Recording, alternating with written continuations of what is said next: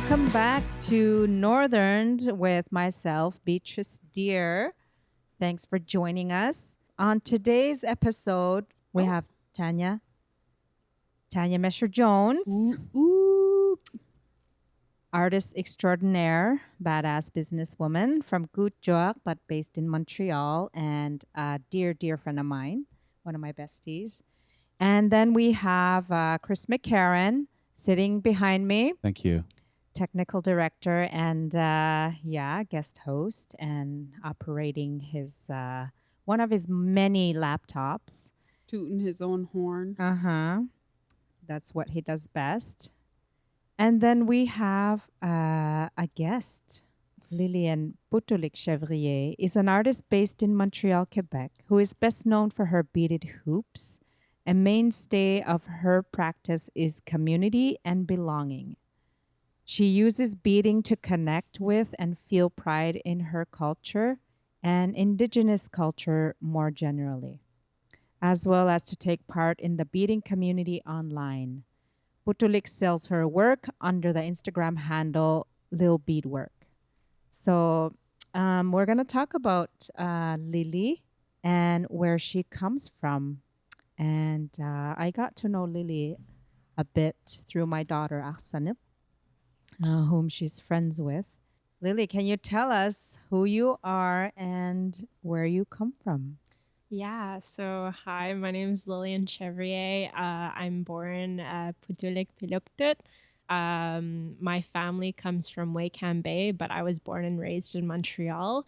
And I don't know what else I can introduce myself as. Yes, so I wanted to have you on our podcast because I find your story so touching and unique. You're my daughter's friend, Arsanip, because you're the same age, hey? Yeah, Like she's 23. I think so. Yeah, you're about the same Yeah. age. And you met through the beading community. Yeah, so I had been following Arsenic for a really long time and I wanted to get my traditional tattoos.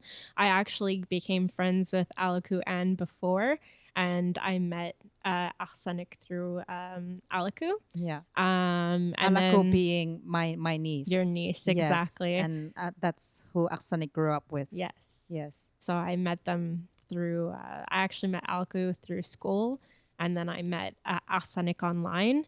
And then after I got my tattoo, it's when our friendship kind of blossomed. And then I finally met you. Yes. Yeah. And meeting you and talking was so, like, I was so touched by your story. And on this podcast, I want you to be comfortable with talking. And if you're uncomfortable about talking about certain subjects, please do not feel pressured at all. I want you to feel like this is your space too. And I don't want to force anyone to talk if they don't want to talk. Sounds But good. what Except I find... Chris.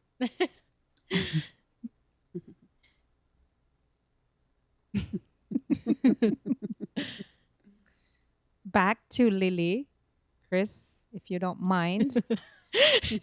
What I found so intriguing about your story is how you discovered your background, because you come from Nunavik, from Kangiqsuyoaq, also known as Wakam. But you were adopted and raised here in Montreal or around Montreal. So can you tell us how that came about? So I was put into foster care at 3 months old, and I was raised by Orthodox Jews in Monkland in downtown Montreal until I was 4. I probably had a few houses in between, but that was the most prominent place that I remember my childhood being. At 4 years old, I was adopted and placed into a white family, and I grew up with them until now. So I didn't really have any connection to my Inuit culture. I knew that I was Inuk and French, but I didn't really have any like knowledge surrounding my culture. And it was only when I started going to Dawson College that I really felt comfortable in learning more. And I joined the Indigenous Center. And that's when I started meeting more Indigenous people. And How old were you at that point? At that point, I was 17 turning 18. So I kind of got like more comfortable, and being non-status, I had to actually message the coordinator for the Indigenous Center to let them know that I was an Indigenous student, but I didn't have a beneficiary card, so I couldn't actually register with the school as an Indigenous student. But I kind of found a loophole around that. But the person who actually told me about the center was a student in one of my English classes. And the teacher had asked who was Indigenous, and I had raised my hand. And the person that was in my class came up to me at the end and said, "Oh, I didn't know that you were Indigenous. There's a center. So if you're interested in coming by, just like message this coordinator and let them know, and they'll add you to the emailing list." And once I went from there, I was able to like really connect with other Indigenous people, mostly people from Ganawage. And when I went to Dawson, there's a larger Inuit community, and that's how I met AANNGIQ. But I only found my family roots in December of 2018, I think, when my husband, my now husband, had bought a ancestry DNA test for me as a gift. Really? And yeah, I cried a lot. It was a very thoughtful gift. And I think it was only a month later that I had taken the sample and sent it. And it was about 2 or 3 weeks later that I received the test results. But ancestry DNA is very vast, and not everyone includes their first and last names. I only found second and third cousins. With that, I actually found a third cousin, Noah. I can't remember his last name. Found him on Facebook, messaged him, "Hello, my name's Lillian Chevrier, born Putulik Chevrier. Do you know anyone who knows my mom?" And he said that he would ask his mom. And they had discussed, and he said, "Oh, do you know any child that was taken in the late 1990s whose child was named Putulik?" And it finally happened that she knew where my family was, got me in touch with a cousin uncle, and he messaged me, got me in contact with my cousin and then my aunts, and then now we're here. And I have had contact with them since about 2019. Yeah. That's an incredible story. It's a very, very long process, but you know, with adoption and closed adoptions, you don't really have all the information, and independently finding all these answers and not really having the help to find them, it was very long but very worthwhile. Yeah. Amazing. I can't imagine what you must have felt like inside when you were making those connections. It was kind of surreal, because you end up like living your whole life just having these fictional characters of a mother and a father. I still haven't had any contact knowing about my biological father's side, my biological mother, yes. But it's like so important to get in contact with them, even if it's a closed adoption, because there's so many barriers with culture and just like not even knowing what your health background is. And that was the main reason why I wanted to reconnect with my family, because there's like such like a barrier when it comes to adoptions and healthcare. When your doctors ask you about your health background, you have zero answers. So if there's any like Alzheimer's, heart attacks, diabetes in your family, you'd have no knowledge of that. So it was mainly for that. And also when I was ready, I was able to contact them and like know more about my family tree, where my family comes from, like who I am and why I came to be. I'm still in the process of learning more. It's definitely a journey, and I'm like in the first 2 steps of that hill, but Yeah. it's good. Mm-hmm. Yeah. So And- many surprises. Yeah. Like you're on your tiptoes all the time. Yeah. It keeps you on your feet because you never know what's going to come next. You don't know who you're going to meet. Mm-hmm. I'm actually related to Alaku Ann through her, I think it's her aunt being my uncle's wife. Yes. Yeah. So Yes, that's true. it Small was world. Yeah, my a very cousin. small world. Yeah, my cousin is married to your uncle. Yeah, Yeah. Who is your your biological mother's brother. exactly. And you haven't had the chance yet to meet your biological mother, is that right? Not yet. She does live in Wakeham Bay. We send letters to each other and we FaceTime and call, but she does have a calling card, so it's hard to reach her. It's kind of just like a surprise if a calling card comes up. I know right away to answer because it's her. We always make sure that each and other, like, that we're okay. Mm-hmm. And that's about it. But on the telephone, it's kind of hard to have a connection because everyone's always busy doing things and Mm-hmm. living their lives. But Yeah. hopefully I can meet her this summer. We'll try to make it happen. And yeah, Mm-hmm. it would be 23 years, almost 24 that I haven't seen her. So yeah. And do you now have your beneficiary status? No, not currently. My aunt is actually being very helpful. She messaged me this morning to ask for my birth date so that I can hopefully get my beneficiary card. It's another will. process. Yeah. Yeah. Yeah. So just so our listeners understand what the beneficiary card is it's as Inuit from Nunavik, we are under the James Bay and Northern Quebec Agreement that the Inuit of Nunavik made with the Canadian, the Quebec government, and with the Quebec government, so that they can get the resources from our lands in exchange of these benefits, healthcare, education, infrastructure. The organizations were created in 1975 for Inuit of Nunavik, because before this agreement was made, the government of Quebec came to our lands and without any discussion, without any permission whatsoever, they were about to build a very big hydro dam to light up the country, because there was Nunavik is full of natural resources, and there was a big river, and they were about to destroy acres and acres and acres of land to build this dam without even consulting the people living there. That is how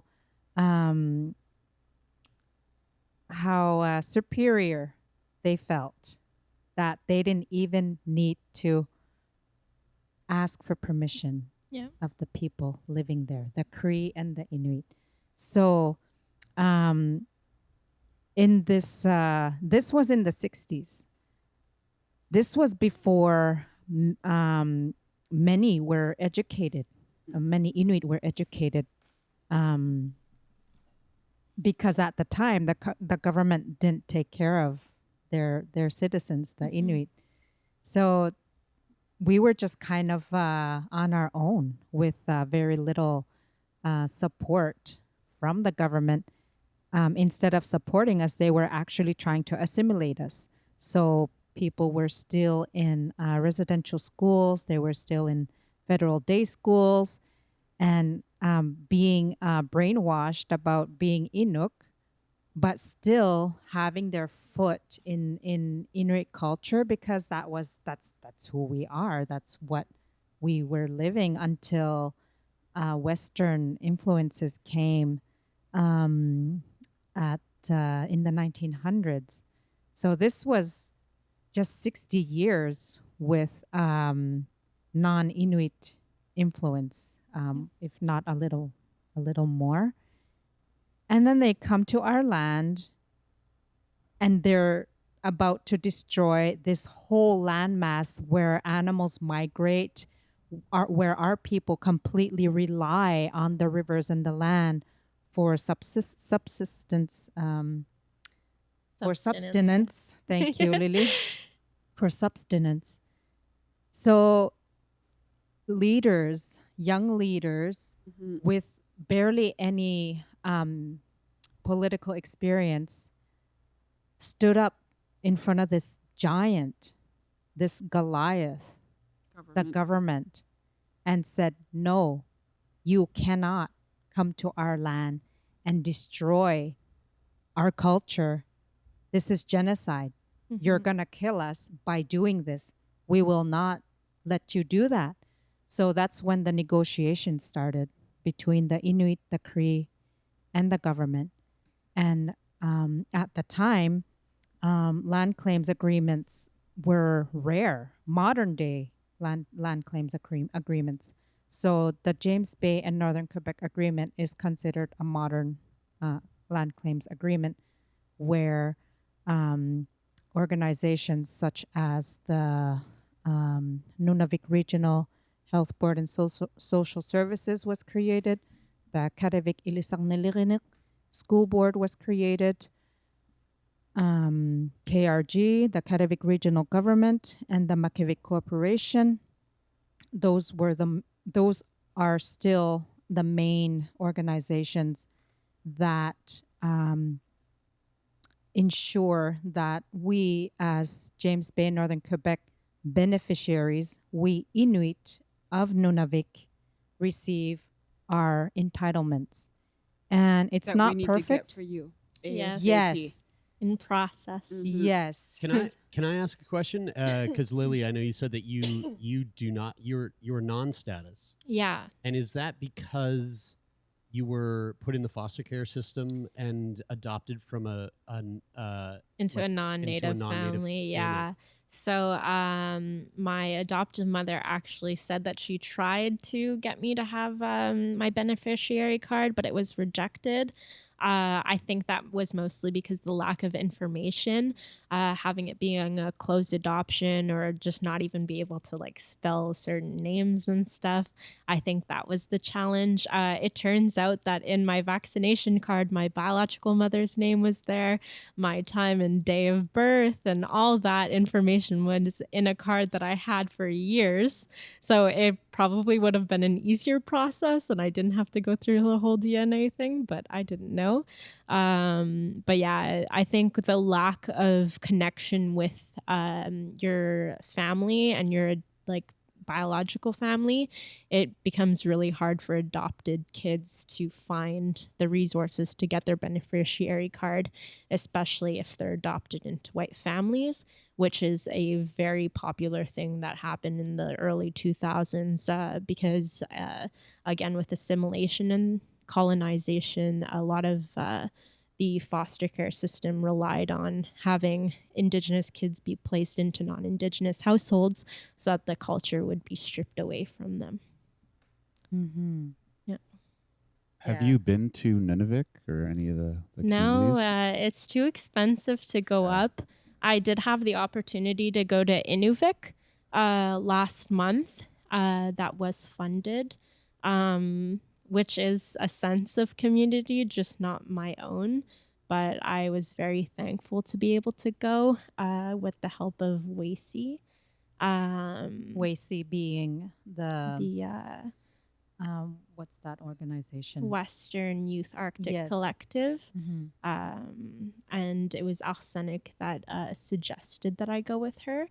But going to Nunavik by myself without proper funding or without beneficiary discounts, it becomes very expensive. Expensive being $4,000 for one airline ticket. Yeah, I could have a round trip to Europe for the same amount of money. Twice. Correct. which is very, very ridiculous in my opinion. Mm-hmm.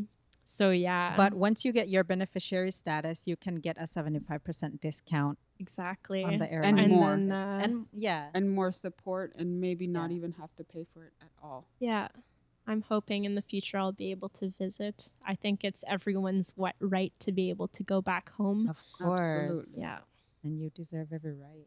yeah. Yeah. I have also a story with the DNA testing kit, Yeah. the ancestry.com. I have a sister. I have an older sister. We have the same mother, but we don't have the same father. And my sister was born in the 60s. I think 68, if I remember correctly. And she never knew her father. And my mom was very young at the time. She was going to school here in Montreal. And she had a short relationship with a Halonak, a white man. And being very young and naive, my mom didn't keep contact with that man after she ended her relationship, her brief relationship with him when she was pregnant. And then because there wasn't any support for Inuit students at the time, this was before the James Bay Northern Quebec Agreement, before benefits were in place. So she had no return trips as a student. So it was not possible for her to take care of a baby and go to school at the same time. So her stepmother, my grandmother, offered to take care of the child of my sister and allow my mom to keep studying. And then it was 1 year by the time my mom returned to Kangirsuk, where her family is and where her baby is. And her baby didn't recognize her anymore. And at that time, whatever the elders said, you listened. So her stepmother said, she doesn't know you anymore, so I'm going to keep her now. And there was no discussion about that. You just accepted. Yeah. As much as you didn't want to, that's what happened. I think I was pretty lucky when I first met one of my cousins. Well, it was her and another cousin.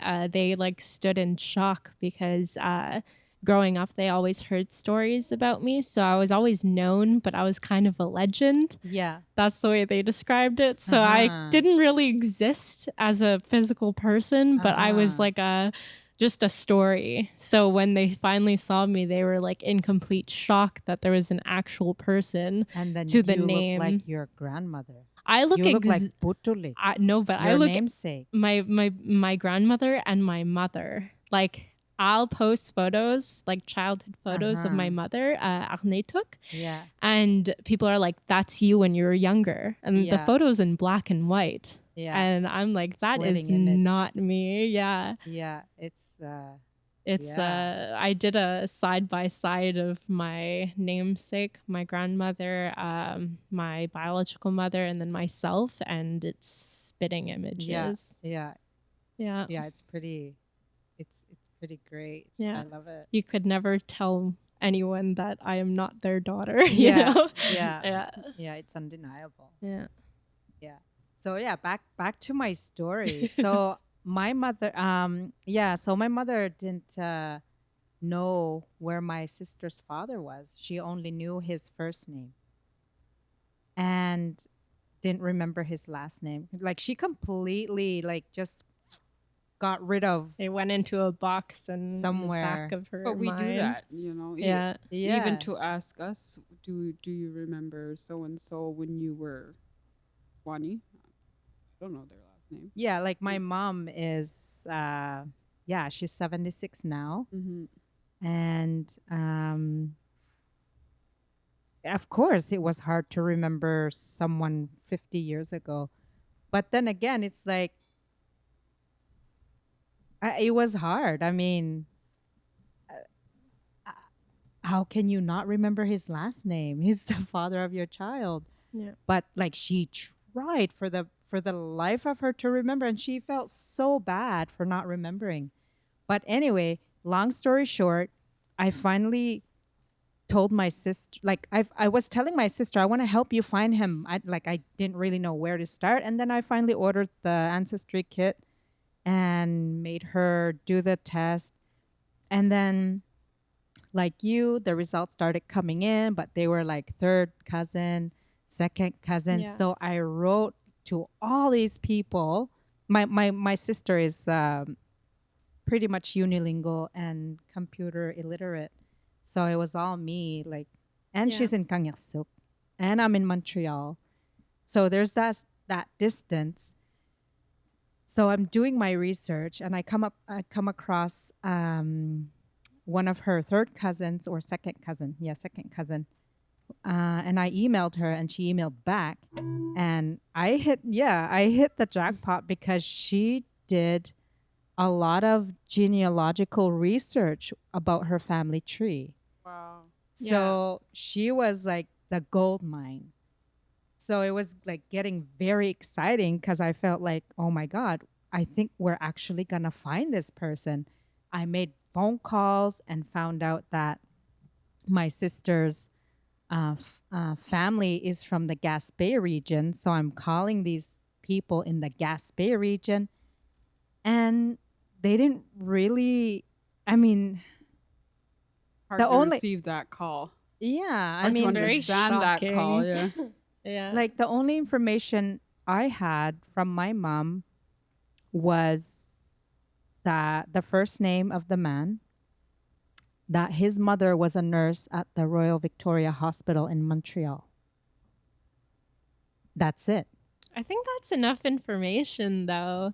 Like, it's surprising what people can retain. I mean, so through Debbie, her second cousin, who did the genealogical research of her whole family tree, she was able to give me names of who to call, and she was very involved in this research now.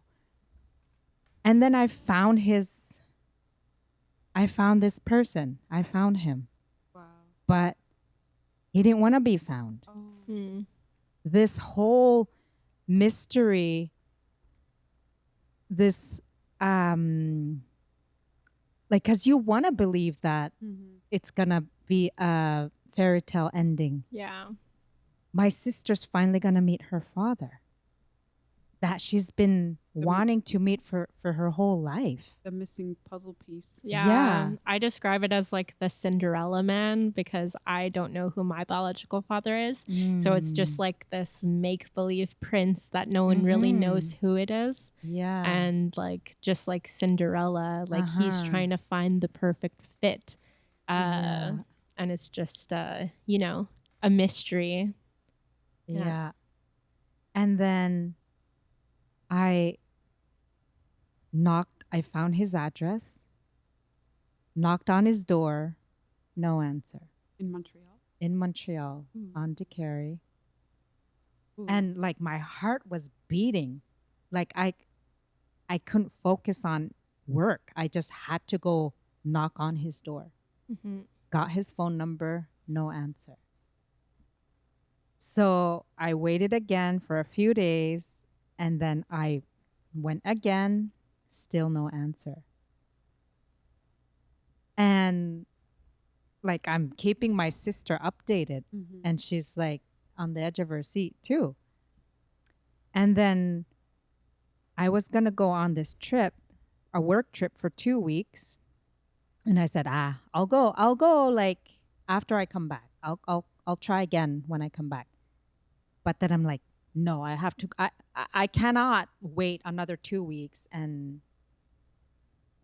no, I have to go see if he's going to answer this time. Maybe this time he'll answer. And he did. Ooh. Oh my God.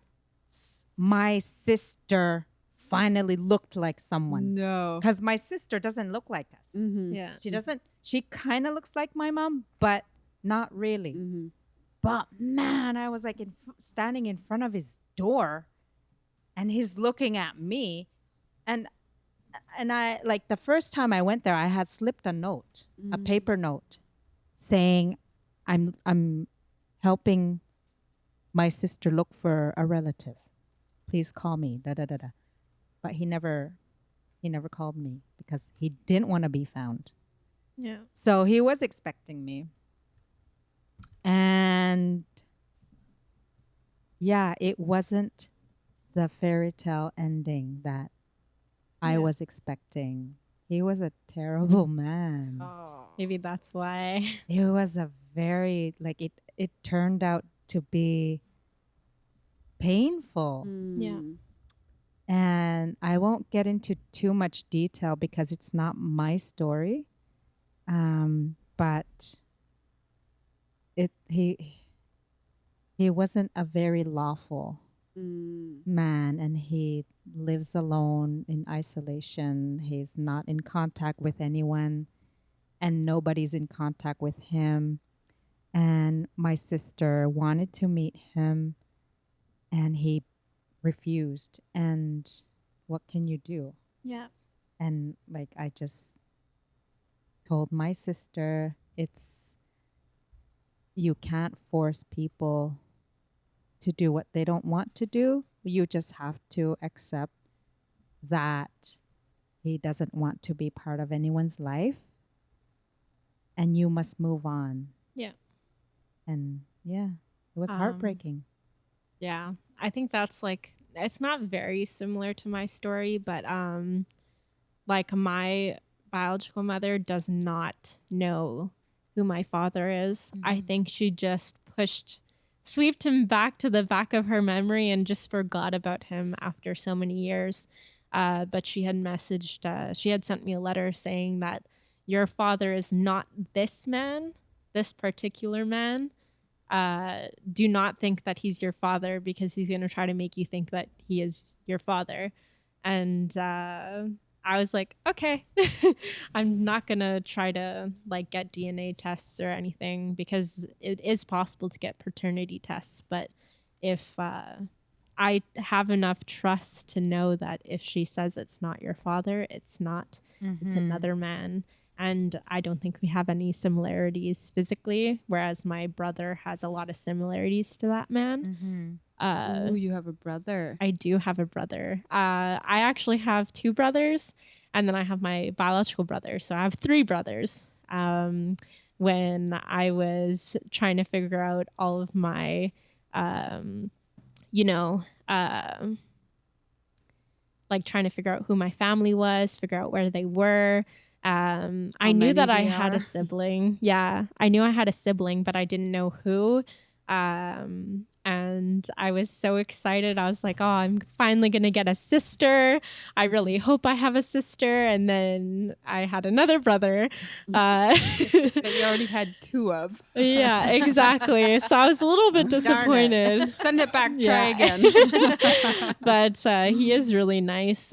We try to get connected with each other, but just like anyone else, it's like a stranger. You didn't grow up with these people. You don't know who they really are. So sometimes it's like a really big barrier. For him, he wasn't adopted. He was placed under the care of my aunt, and he grew up in Wakeham Bay or Kuujjuaq. So it's very different. Like our lives are completely different because we grew up in such different environments. But yeah, I have three brothers. Wow. Yeah. I have a brother that's adopted too. Yeah. My brother Jeremie, yeah, he's legally adopted to my father's side of the family. So when you say we're very different, Jeremie and I are extremely different as well. You know, it's almost like comparing, like I grew up Inuit and he grew up white. Yeah. It's like a parent trap situation. Yeah. But we also have this great love for each other, and it's different because we did know about each other growing up. I mean, we should have never been split up. But it's different. Our relationship is different, you know, although he didn't experience the culture I did. But we're still very close now. You know, we became friends in our later years, and so we've been able to work on that relationship and become very close, and we talk every day. And actually, he's a pain in my ass. Like all brothers. It's not your brother if he doesn't annoy you a little bit. Yeah, my big brother. Yeah. I used to say, I knew about him all my life. You know, we're very close in age, and I like when you talk about fairy tale ending or Cinderella story. I used to picture my big brother coming to save me or coming to find me, and it was like this one moment in time. He was waiting for the delivery of his son, and he needed me, so I was there. And I had this huge aha moment when I realized that he was only a year older than me. He was not much older. He was not much bigger. He was not the prince. He there was no way he could have saved me, you know. So he was only a child too. So I guess that was kind of a healing moment to let that go. Mm-hmm. Like for my brother, he's about 8 years older, I think. But he's born 3 days after me. So I'm March 23rd, he's March 26th, but we have almost a decade apart. And I actually wrote a poem that I relate a lot to what you just said. And one of my lines that I had wrote was that I wonder how it would have been if I was there to hold you or you me, because we had grown up so differently. But like, it's always like wondering how your life would be if you had each other's support and like that sibling support to hold each other. Because when you're growing up, you always look to your big brother to support you. Yeah. But I think through his growth and everything, when he grew up in Nunavik, it was much more different. So the way that I react around him and the way that he reacts around me is completely different. And I always want to correct him or say like, hey, you shouldn't be playing on your DS right now. Like, we're hanging out. And then I have to remember like, oh, we grew up differently. So I need to be more patient with him and, you know, understand that we didn't grow up in the same like environment. So I always try to, you know, be as welcoming and open and warm as possible, even if he is my big brother. Yeah. Yeah. Yeah. It's great to listen to your stories, both of you. Lily, your birth name is Putulik, and that's what I prefer calling you. Yes. since I learned that. And I know the meaning of Putulik, but can you tell our listeners what Putulik means? Growing up, I knew that it meant a hole, but the way that my adoptive family described it was like digging a hole. And then I later found out through my aunt that it was like a notch, so it holds things. I don't know if that's the correct meaning, but that's the way I learned it. So it's like a useful tool because it holds things together. Putulik, with my understanding, it's something with a piercing. Yeah. Yeah. So our ear, for example, siutivut putulik, our ear has a piercing. So putulik is one with a piercing, which is suitable because you have. I have a lot of. Well, I don't have that many piercings. I have more tattoos than piercings, but I just I didn't know that it was because my grandmother was my namesake. I was just like, oh, that's my name. But it got changed when I was younger because my adoptive family didn't want me to get bullied because my nickname was Putu or Pupu. And they had this Western thinking that any name that wasn't white passing would be an invitation for bullying in the future. So I had my first name changed when I was 7. In kindergarten, I still had Putulik. I had a lamp with a drawing, and it said Putulik Chevrier on it. I signed it with my biological first name and my adoptive last name. Yeah. Wow. Yeah. I like to call you Putulik. Yeah. Anyone can call me whatever they want. I've gotten all the nicknames and stuff, especially with my my changed name. It's Lillian, but you don't want to name a 4-year-old or whatever like Lillian. It's an old name, you know? So It is a pretty name, yeah. but They're both beautiful. Yeah. names. yeah. It just doesn't have as many roots as my birth name. And being Inuk, we are very much naming is very important in Yeah. our culture. A lot of people are named after their grandparents or their aunts and uncles. Well, they didn't follow the rules with me. You're named up, and also it's naming your child after someone you admire. Yeah, that's true. So I was in your named case, after Tanya Tucker. exactly. Well, Hey, Chris, you got anything Tanya Tucker in there?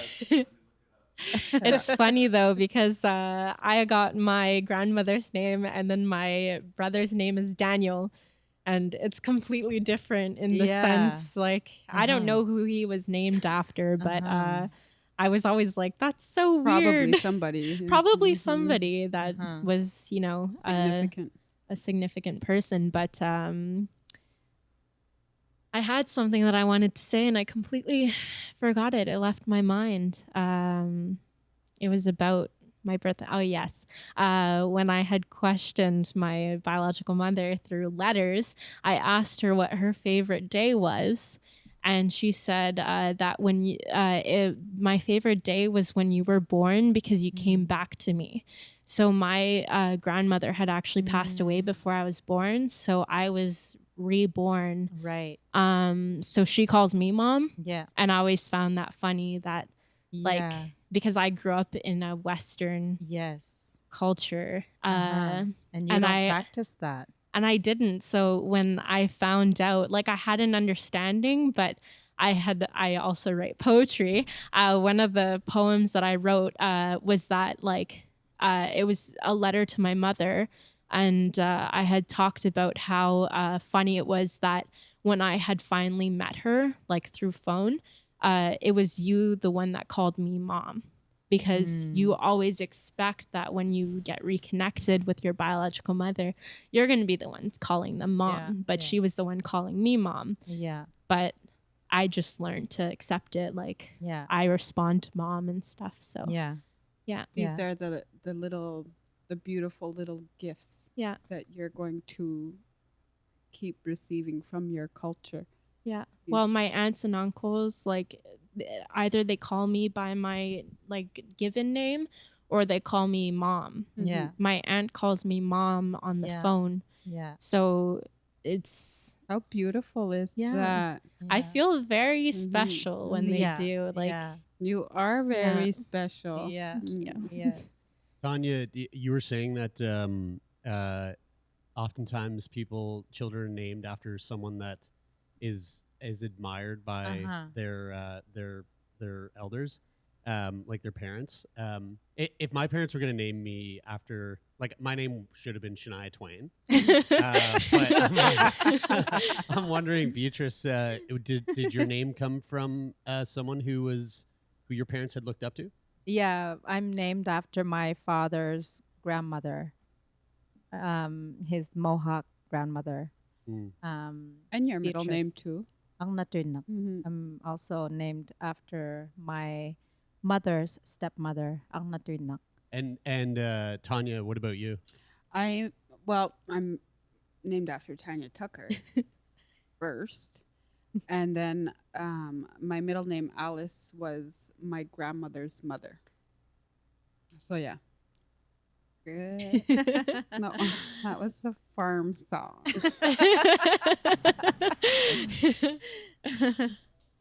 Yeah, naming is very important in our culture. Also very important in our culture are traditional songs. And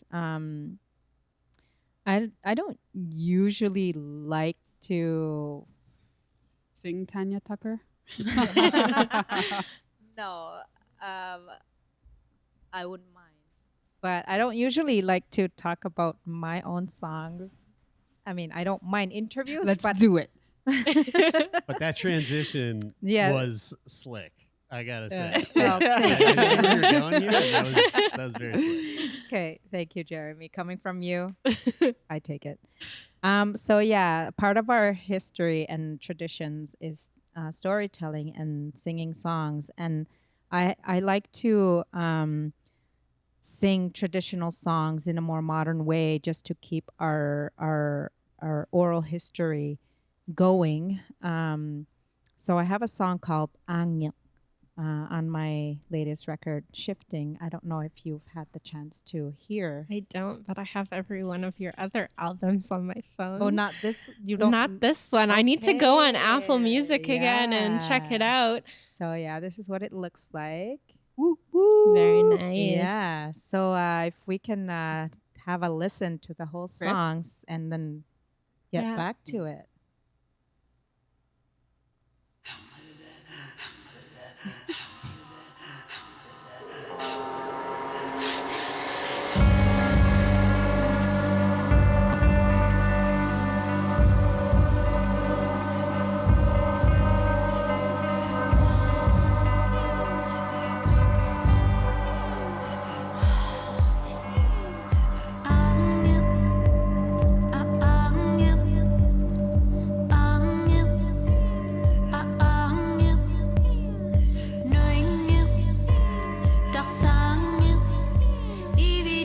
So this is an ancient song, and it's my aunt that taught it to me, my elderly aunt. It doesn't really have a linear storyline like a lot of the traditional Inuit songs. Yeah.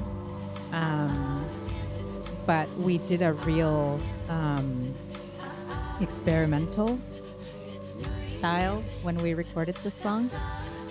I like it. Thank you. Very nice. Like this line says, my wife has bled out through her finger, through her fingernail, from being carried so much in the amauti. Okay. Amauti being the woman's burial coat, which doesn't make any sense. But like poems, I'm sure the person who created it understands the full meaning. Yeah. But we don't, as the singer or the interpreter of the song. I feel like poetry and songwriting is very similar because when you listen to songs, it's open for all kinds of interpretation. Like all of your other songs, there's a lot that are in Inuktitut. I personally don't have any understanding of what you're saying, but I still connect with it. And I have like all your songs and I'm like screaming, even though I don't know how to pronounce anything. So it's like, I don't know. I feel like all songwriting and poetry is open for interpretation and everyone takes it like differently, but it still affects each and every one of us. Yeah. Positively or negatively. For you, it's positively. Yeah. Well, thank you. But yeah. Yeah. Awesome. I love it. Yo. Back. So staying to culture and artsy stuff, you're a beader. I am. Let's talk about that. Well,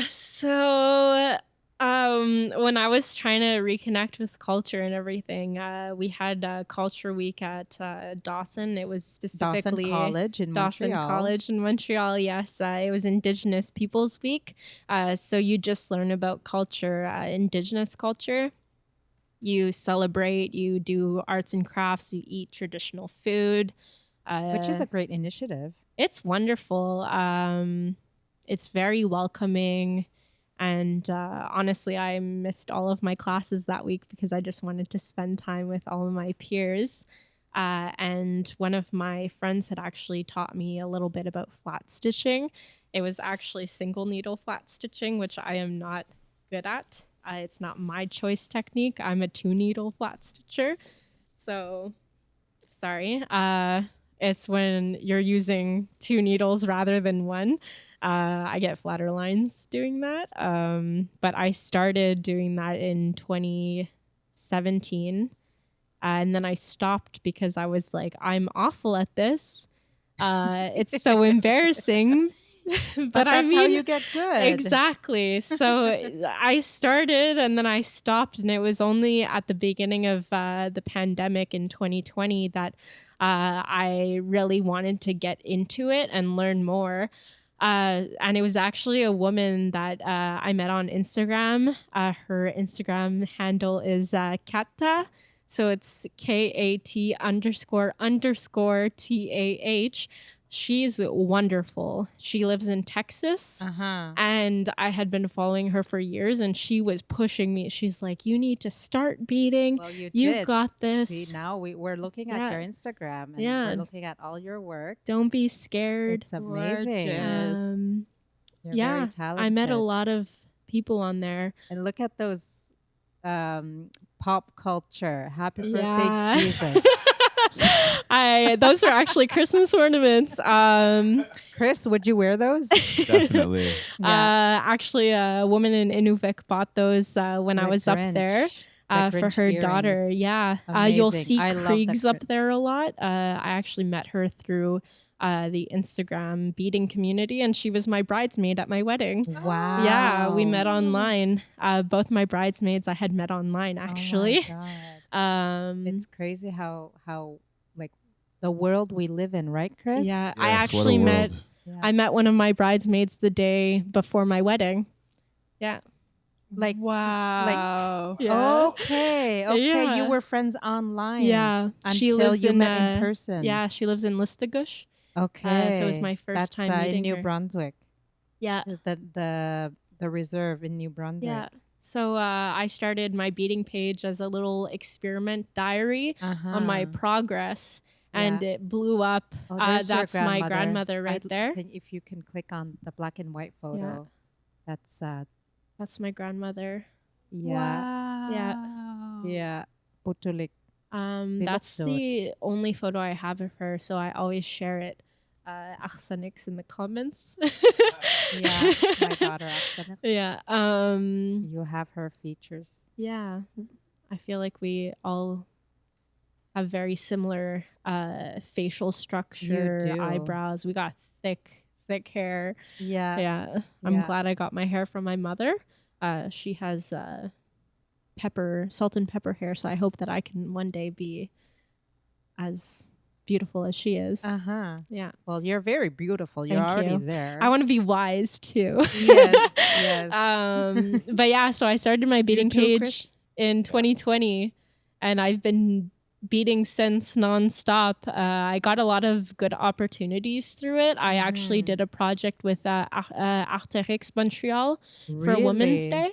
Wow. I beaded a ton of pins within 2-3 days, and I photographed I got photographed, and I was a part of the Women's Day issue. That's incredible. Yeah. Arterix being a Canadian climbing company. They they outdoor clothing, very good quality. Yeah. Look Very at good. those. Yeah. I see you. You support the land back movement. Yes, I also try to support as much the community. I try to donate as much as possible. Those were actually bought by someone for someone else, so it was a gift which was very nice. Mm-hmm. And yeah, like a lot of cartoon characters. Yeah. So Bob's Burgers I is my love favorite show. Bob's Burgers. My I love favorite it. piece was probably Louise. Oh yeah, I love her. With the I love sealskin Louise. background. Yeah, hey. I think it's further down. I'm not too sure. I need to get me one of them Instagrams. I tagged you in a few Yes. stories. I'm pretty sure it was an old Instagram though. I bought It's so much so- of your stuff. They won't even let me in there Really? anymore. I Make a tagged Make a you. new one. Yeah, I tagged you in like New 3 one. stories. I have your pop socket. I got your earrings. Look at those. Yeah. I need those. So I wore that to the Bob's Burgers movie opening. You did? Yeah. The pin is Wow. actually attached to a frame sealskin And you piece. did that? Yeah. Amazing. Yeah. I also have Jean and Tina that I had Yeah. in my car for a long time. Really? So it was my reactions to people tailing me and people being too slow. Yeah. I love it. Yeah, you'll probably see the Louise piece further down right there. Yeah. So that's in my kitchen. Sweet. Yeah. I love it. How long does it take you to whip like something like that up? If I don't eat or have any bathroom breaks, a whole day maybe. Beading. gotta eat. Yeah, let's add beading those is beading is very time consuming but It worthwhile. is, right? Yeah. I don't even know how long that took me, honestly. I love to bead. Yeah, It's I can It's tell. sometimes a problem. It's just I got a whole room. I got a whole collection of beads. I Are you take always pride in it. ordering beads and supplies and Yeah, stuff? I have to stop a little bit. I made another order recently, Oh, that's so Yeah. exciting though. but I need yeah. a craft room. honestly, it's I got me life one of changing. those. Yeah, hey. It really is life changing. Yeah. It's nice. It's like a peaceful space. Uh-huh. And honestly, it's like a kid's room because I've just got so much stuff. People like all my friends send me little knickknacks, so they're Yeah. all over. And I'm known to be a frog lover. I Oh, don't know yeah? how it started. I think it was a post that I made about a frog that was in my yard that I was taking a picture of earrings, and I accidentally put the beaded earring on the frog because Oh, I dear. didn't see it. And I was like, why does this wood feel so squishy? And That poor frog. yeah, and 'Cause I accidentally oh my put God, I'm the. so styling. He didn't move. So loved I it. put the earrings next to it and I took a photo and I called him Treebird. And it became this whole thing. And now, like, for Really? example, this morning, I was tagged in a comment and it was, whenever I see a frog, I think of you. So now I'm the frog girl. Yeah. I got maybe 15 different frog related things in my beading room. Yeah. It's got earrings, pins, all that. Very Yeah. cute. Love frogs. Yeah, I do you have a find tattoo. yeah, even a tattoo of a frog. Do Little you? frog It's tattoo. super cute. It's my matching tattoo with my friend when she came from Alberta, Kriegs.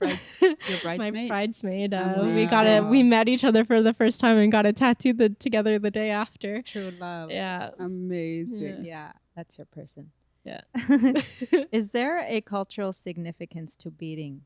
Yes, I think it's the practice, like the mindfulness, and just like being able to have like honestly, yeah, the mindfulness in beading. It's very culturally based. I don't like to really teach non-Indigenous people because the way that I learned, it's very culturally significant and also like just like I don't know how to describe it, but like the way that I learned, it's to be very mindful of what you're beading and how you're beading it and what you're thinking of while you're beading. So I like to show it to my Indigenous kin and be more patient with them and really show them the process and explain to them like what it really means to be beading. Yeah. I have been called racist before because of it, but No, I Yeah. mean that's I mean it's important for us Inuit and indigenous people to put our boundaries Yeah. because we've been colonized so much. And so much Yeah. taken. Yes, stolen. Stolen. So much have been stolen from us. So it's important for us to keep those boundaries. Yeah. It happens to us too, throat singers, where non-Inuit want to learn about throat singing, but Yeah. throat singing is so unique and precious to us. Well, it's personal, and it also has like a lot of like stories behind it. So It's ancient. Yeah, it's ancient to our people, Yeah. and it's part of who we are. It's part of our identity. Yeah. We're such a minority in the world, like in the 8 billion people that we are on this earth. In Nunavik, we are 14,000 people. Yeah. And there are very specific songs in our region that are personal to us. Yeah. So we have to be mindful of that and respectful of that. Yeah, I think the same goes for beading too, Mm-hmm. because like I think a lot of people just see the final product and they don't see what actually goes on behind the scenes. And it's and there's important also, to respect. Yeah, it's also like people complaining about the prices Yeah. of the craft. I try to price myself as, fairly as I can, but sometimes it's really difficult because you start accumulating so many pieces and you're like, I just want to find it at home because yes, while you're making a profit, or not even a profit, but you're making a rate from it, the main goal for beading is not only to do it for yourself, but also to share it with others. And that's why non-Indigenous people can also purchase beadwork, because it's supposed to be for everyone apart from regalia.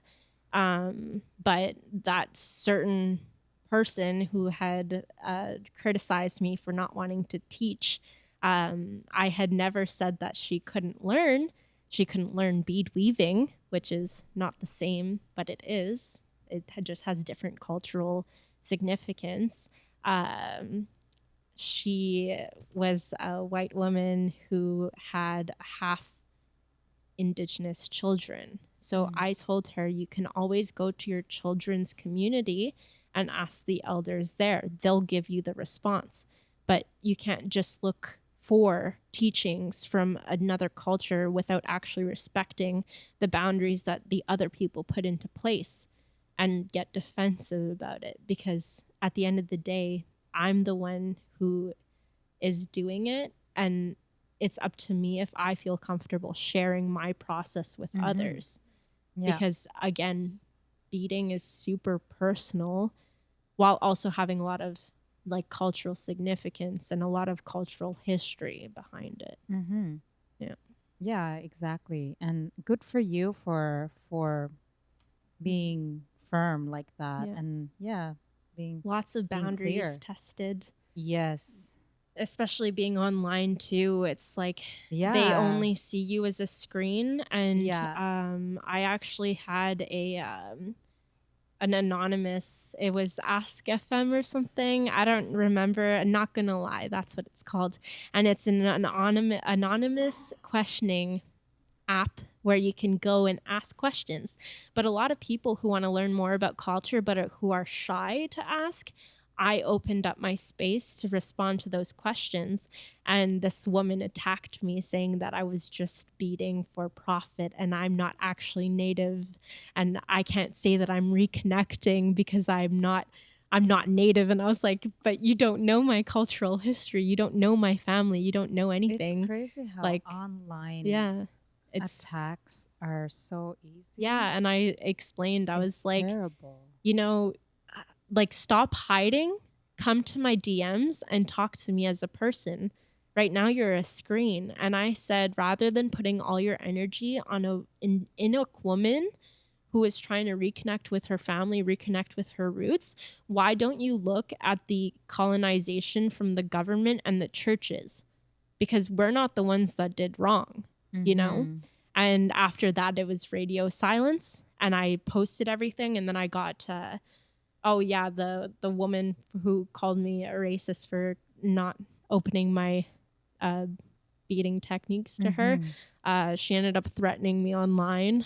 And I had posted screenshots saying, like, this is what it's like.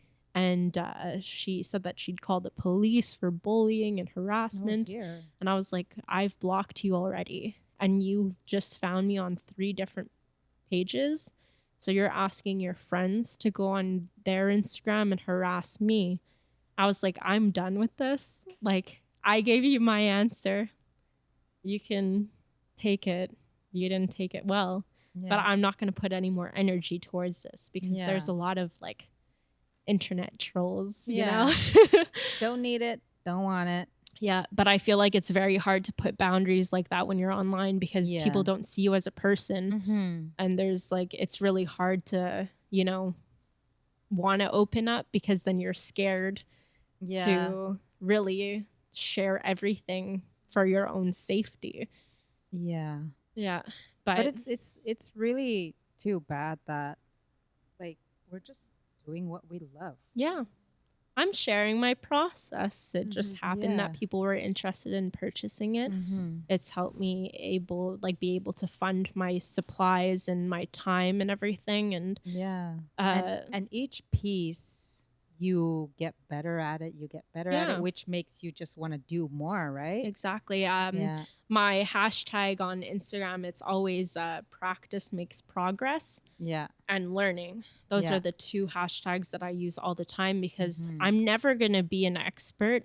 I'm never going to be a professional because I'm learning more and more every day. Like you can't go into like, you know, art and like cultural practices thinking that you're a professional because you're going to learn things each and every day. Yeah. What's your take on that, Tanya? I'm a professional. Oh yeah, everyone. I personally, I'm all the way up there on the peak of the mountain. No, why not? No. I'm kidding. What was the question? What's my take on practice makes progress? Yeah. Oh yeah, definitely. It's because you do a lot of earrings. Like you've been doing so many things. Oh, it's crazy in your business. You know, I have this rule. You know, mistakes are learning. Yeah. You know, I welcome all the mistakes. God knows I've made them all. So many. I've made expensive mistakes. I've made little mistakes. I've made, you know, beautiful mistakes. Happy accidents. Yeah, but that's it. You know, like in the work that I do, a large part of it is, well, if a professional was doing it, you would call them a graphic designer. But I've never taken a single course. I can hardly. I don't even know how to get into my 10-year-old Instagram, you know, like I'm just, I don't know how to do anything. Chris, can you help Tanya with that later? I'm or on it Mike, right now. Okay. To my list, please. Yeah. I think it's just like a process of that's learning, it. And you know? so I've winged everything. I've winged graphic designing. Everything I've done the hard way. I've made mistakes, and I have this like whole trail of learnt skills. Yeah, that's it, you know, and I like to consider myself a problem solver, but that's because I make a lot of mistakes, you know. So there's a big thing in the beading community where you're not self-taught, but you're community learned. That's true. Yeah, so you learn a lot from the community, like you know, and also by mistakes. Like I started with the most thin felt backing and dental floss. That's where I began to now where I know what materials to use and what to do. And by the way, I want to give you sealskin. Yeah, when you come by next Yeah, time. you should come at Yeah. my house. Yeah, yeah. All my stuff. I'm gonna have to make you more and more earrings. You don't owe me anything, but you did bring me I something. did bring you something. Jelly. Look at what I got Yeah. from Putulik. Are you guys jealous? It's not for you, Chris. I can make you something if you want. I'll make you a nice pair of earrings. I have clip-on findings. Oh, you have your ear pierced? Yeah. Even Whoa. better. Does it? You can still wow. put the Mhm. Okay, I'll make you an earring. Oh, look at that. He wants miniature skidoos. Miniature ski-doos. I think I can only You do know a me really so big well, one. Tanya. I know, right? I'll brick stitch it. We'll see how it goes. Look at these Super pretty- jelly. pretty earrings. Little sealskin. Aw. Yeah. Amazing. I love them. I'm Thank glad. you so I like much. Instagram researched Wow. what you kind of wear, and I was like trying to And then figure out the oh my colors and all God. that. Wow. Yeah. You are Beautiful. professional. You I are have my own Don't professional. business say This is- you won't be cards. professional because you are Exactly. When you professional. guys talk about not being professionals, I in my eyes, you're two professionals. Like, if you have an Instagram and you have, Two. There's 3 people. I have my here, own Chris. website too. yeah, but we're not talking about She Beatrice even right has now. she even has a website. Yeah, yeah, exactly. I think That's very professional. yeah, it's very Um, professional. Yeah. Yeah. Amazing. It's but it's a learning process, Well, you it's- know. yeah, I still I make think mistakes. I think you're never gonna stop learning. Yeah, but you being- know, like the whole practice makes perfect. I don't believe in that. No. Practice makes progress. Yes, yes. Yeah. So Putulik, you have that that Texan friend that gave you that confidence boost. Yes. What is it that she said that gave you that you needed to hear to start your beading Journey. journey? Yeah. Well, I had been talking to her for a few months and following her on my personal Instagram. And I really admired her work and the way that she carried herself. And we had become friends through Instagram. And she had always like tried to like motivate me into starting beading because she knew that I wanted to learn, but I felt a sense of imposter syndrome. And why did you feel that? Well, being raised in a white community and being adopted out of my community, I felt like I didn't feel valid enough to really learn how to bead because my entire life I had grown up being like a mixed Inuk. I wasn't white enough, but I also wasn't native enough. So it was just a constant, like, you know, turning of, you know, feeling like an imposter in both communities. And it was only when I got community support through other Indigenous people that I really gained that courage to start learning and, you know, feeling more accepted and, you know, having a feeling of belonging, even if it wasn't directly from my community, but from other Indigenous communities across Turtle Island. The beading community is very welcoming as long as you're claimed and as long as you are open and respectful with others. I've made friends all across, all the way to Alaska. So it's very interesting to see like how different each culture is and how similar they are, what we've gone through, and you know, just being able to like have that support and knowing that you're not alone in the sense of, you know, feeling like you don't fit in because of your status in your community. So after that, do you no longer feel that imposter syndrome? I still feel it. I mean, like, I'm still learning to accept myself and be comfortable with who I am, how I look, how I don't look, and how I talk and how I don't talk. Because, like, there's always going to be a sense of being an alien in all communities, wherever you are, how you carry yourself. For me, I don't know my mother tongue. I grew up French and now I'm English, and I don't speak French that much, but I also don't know Inuktitut that much because the resources aren't really readily available unless you take a year off to go to school and learn about it. So it's just a process of being like, accepting with the process and being patient with it. I know a few words.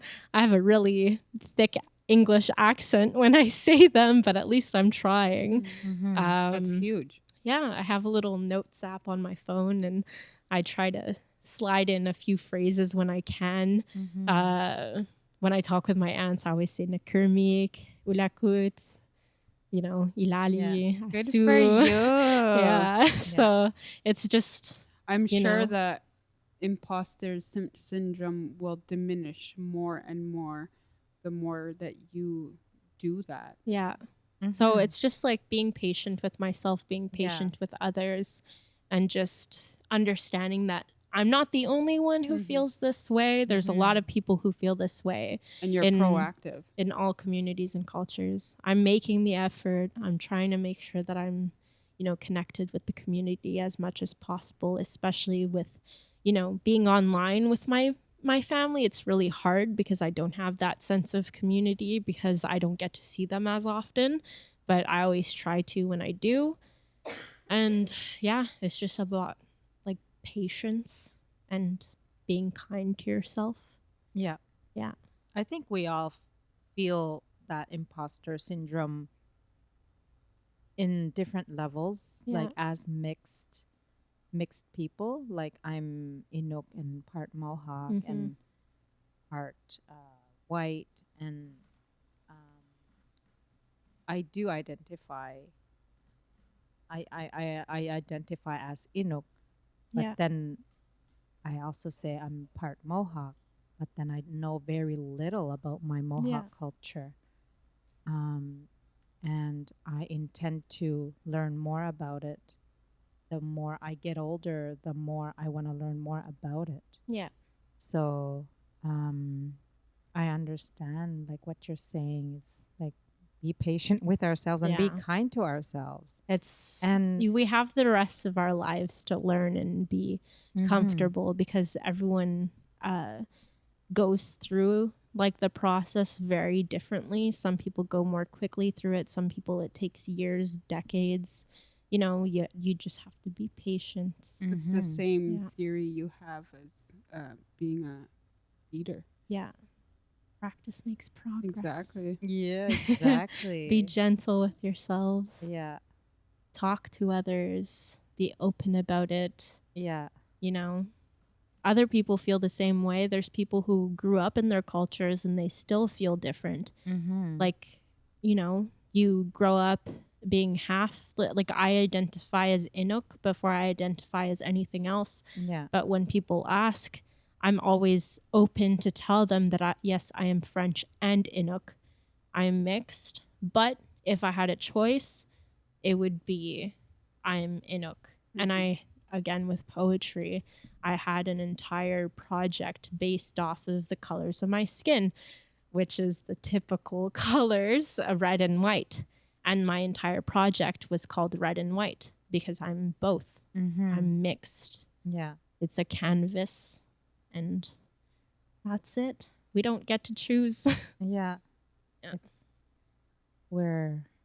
our DNA. Yeah. We can't deny our DNA. Exactly. We But we can't can be change our patient with DNA. ourselves. Yes. We can be patient with how we grew up and how we be kind to others and how we be kind to ourselves. Because, like, let's say, like, you grew up in an Inuk community with other Inuit and you want to learn more about your French roots. It's the same process. For me, I grew up with a white community, so I want to learn more about my Indigenous roots. So it happens for both senses. Yeah, so we we have a question that has come through from a young lady named Samaya. So I'll play this for you, and we'll take it from there. Hi, Beatrice. Hatching okay, has it is over.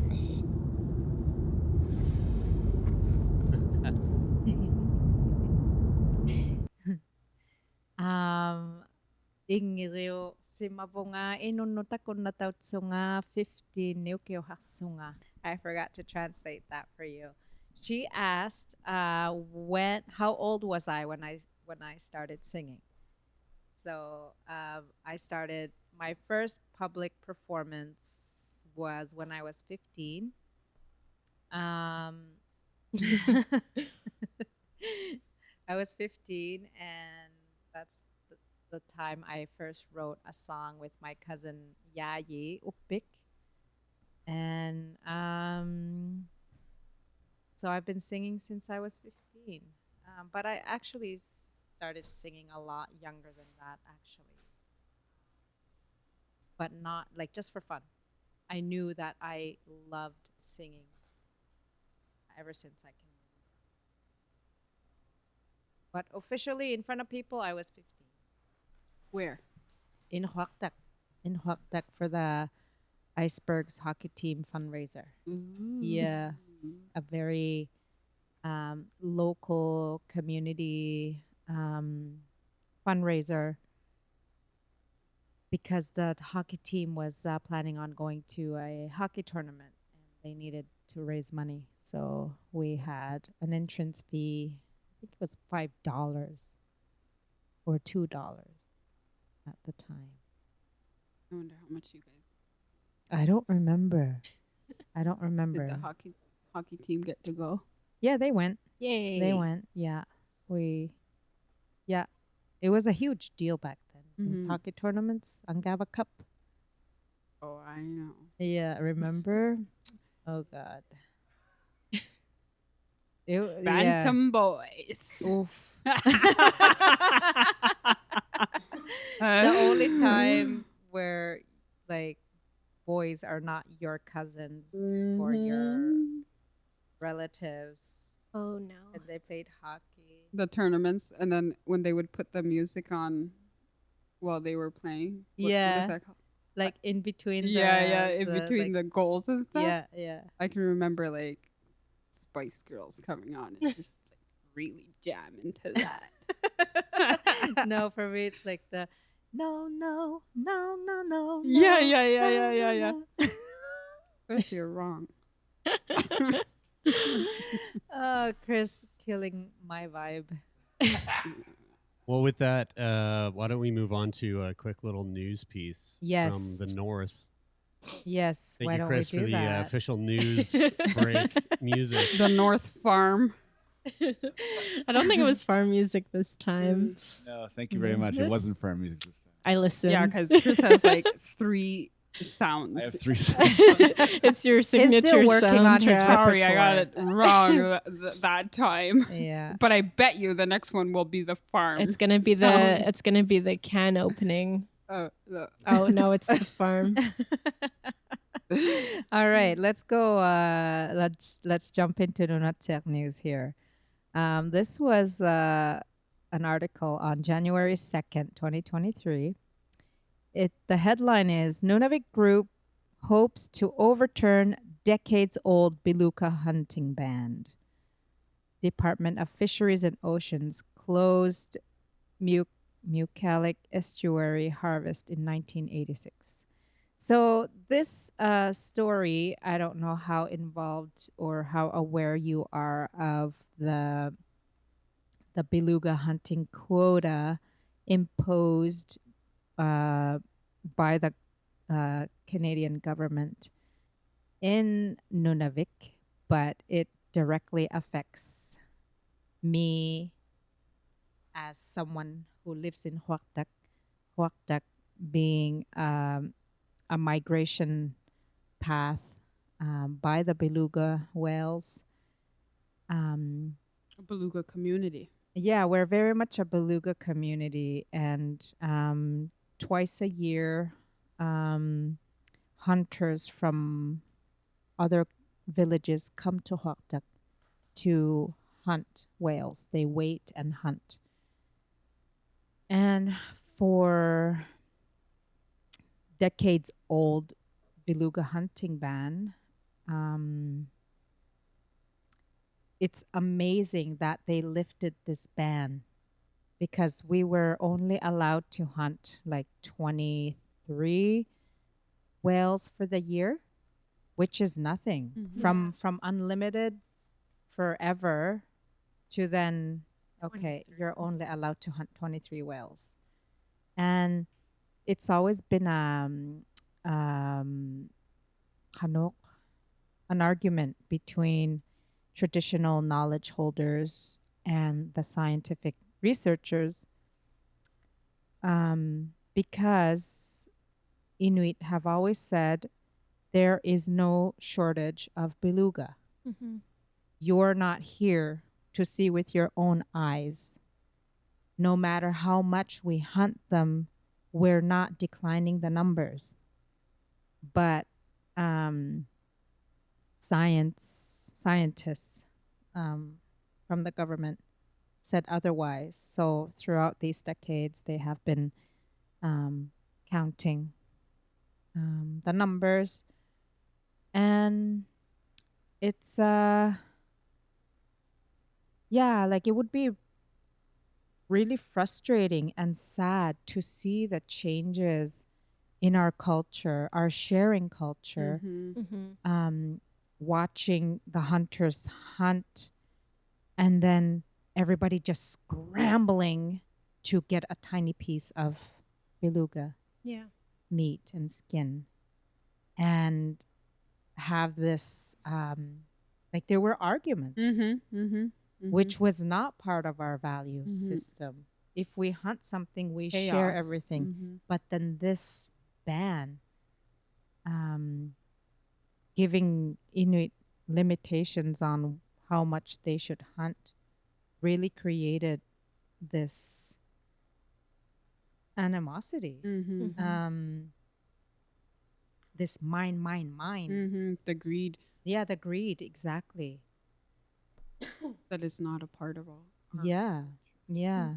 So I'm like, as a Huaktamilk, someone from Huaktak, I'm really, really happy that they lifted this ban. And it was we even used to have beluga days in school, whereas the school would just shut down because you hear a million gunshots at the shore, and we know belugas are here. So the whole school would close and the whole school would run down to the shore and watch the hunt. And this is our culture. And It's these little events that create our culture, yeah. and then throwing the band on that and dropping this chaos on that and taking that opportunity away from our people.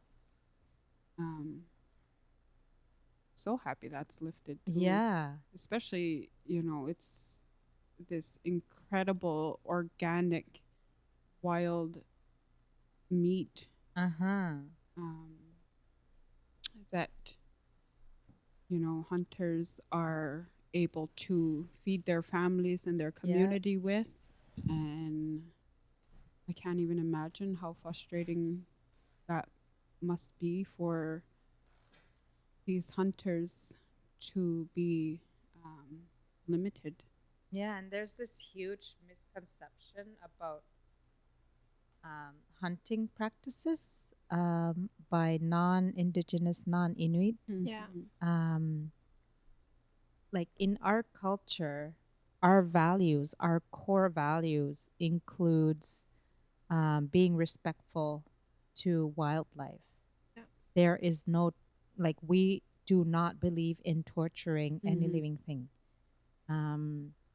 And we always show gratitude to the animals for feeding us, for making us warm, and for helping us survive through thousands of years in the harshest environments. And even though even though I live down here, our food is still very much a part of my identity. because that's the food that I grew up with. So I bring down whatever foods from home, or my parents send me boxes, or friends come down with food and send care packages and whatnot. And Lily had Putulik had tried beluga for the first time. Can you tell us about that? I tried a lot of things. For the first time, I tried the fermented beluga oil and the maktak. Yeah. Maktak is the skin of the beluga. I went all in. Like, I just kept eating everything. I ended up not feeling well at the end because I'm not used to it, but it was so good. Yeah, it was an awesome experience because, again, I didn't grow up with that, so I didn't have like the opportunity. And that's the only food your grandmother ate. Yeah. Like my mother, who was probably maybe a little older than your grandmother, if not by 20 years maybe. Yeah. Like they only ate traditional foods. They didn't eat store-bought food. So my mom to this day has to eat traditional food on a daily basis. It's interesting. I felt very grateful to be able to have country food and try it and be able to talk about it and, you know, experience it with everyone. Another level up in your journey. Yeah, exactly. Everyone talks about it and I was like, I've never tried that before. I have to. No, yeah, it's just nice. It's like very eye-opening and like nice. And I don't know, I just felt very happy and I got to be around a ton of people that I care about. And it was a great day. Yeah. I was there. Yeah, you were there. Yes. I tried to tell you a joke, one of those jokes that you had to be there for it to be funny. Yeah. So it didn't work. And that was my first time meeting Putulik. Yeah. So it was a failed joke. What was it? Your knock on wood joke? Yeah. It was like something that had happened, but she was trying to describe it, but then she was I laughing stopped, so much. And she's like, you wouldn't get it. You had to be there. It's not funny without it. You had to be Just there. pretend to laugh. Yeah, and I please. was like, Okay. Yeah. I don't even remember what it was. I don't You remember had to what it be was. there. So many You had to things be there. happened that night. It's probably It about was Chris. It was a nice party. Yeah. Yeah. There's a photo of me. I'm not a big cake eater. So there was the 2 birthday cakes and there's a photo of me and I'm just like, oh. Oh. Yeah. You didn't like the cakes. What? I'm not a cake eater. I had a candy cane, but I was like, why did they have to catch me in that moment? Oh dear. No. But I all the other food was so amazing. Mm-hmm. It was Yeah, so we fun. had quite a variety of. Yeah, there was a lot. Oh, that was your daughter's birthday. Yeah. There was so much country food, and then there was like 1 box of Domino's pizza untouched. Yeah. I ate pizza. I tried. Yeah. I tried to eat it. What but did I bring? You All brought you brought toys. Oh, yeah. Yeah. I always bring toys. Yeah. Yeah, for our baby. Yeah. Get me. Yeah, me. Okay. So this was an awesome conversation. Thank you so much. Before we end things, Lily, I would like you to tell our listeners your Instagram handle because I want to promote your work. Yes. You can find me on Instagram at Lil Beadwork, LIL Beadwork. I also have a website, but you have to go on my Instagram to find it. Yeah, that's it. All right. Thank you so much. Nakong Marilok, we are going to say bye to our viewers and listeners. Join us again next time. Once again, thank you for your openness, and I'm sure there are many like you. And keep in touch. Yes, thank you for having me. Mhm. That's a wrap. Woohoo! do Chris's job next time. So switch